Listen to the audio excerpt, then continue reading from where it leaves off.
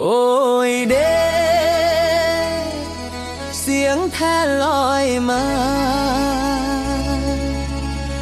ลมหนาวพัดมาใจคอยคิดฮอดเจ้า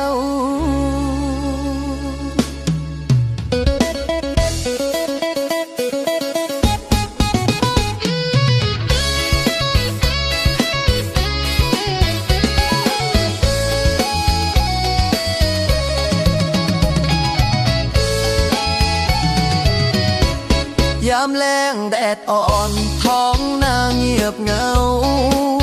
เห็นเงาเจ้ามาใจคอยกะสันเจ้าหัวเราหวานคือข้าวไม่หอมมันเบิ่งแล้วใจสั่นบ่ฮู้สิเฮ็ดจังใดยามเจ้าเว้าใจมันเต้นแรงคือเสียงพินแทนแซวอยู่ข้างใน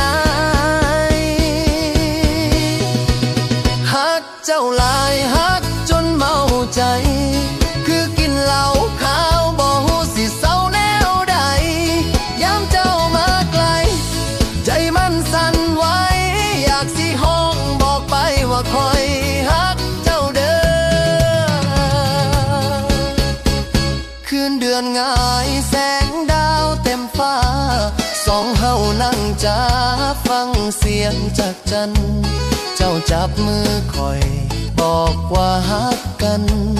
คำนั้นสำคัญอยู่ในใจบ่ลื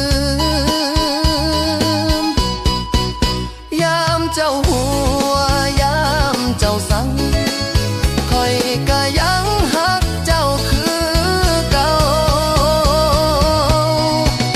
ฮักเจ้าหลายฮักจนเมาใจคือกินเหล้าขาวบ่ฮู้สิเศร้าแนวใดยามเจ้ามาไกลใจมันสั่นไหวอยากสิห้องบอกไปว่าคอยฮักเจ้าเด้อถึงสิบ่มีเงินทองหลายคอยสิยันเฮ็ดนาสิสร้างเฮือนน้อยปลายนาให้เจ้ามาอยู่เคียงกายฮักเจ้าหลายฮักจนเมาใจสิบ่ไปใส่ขออยู่ข้างเจ้าเรื่อยไปบ่มีไผแทนเจ้าคนนี้ในใจสัญญาต่อฟ้า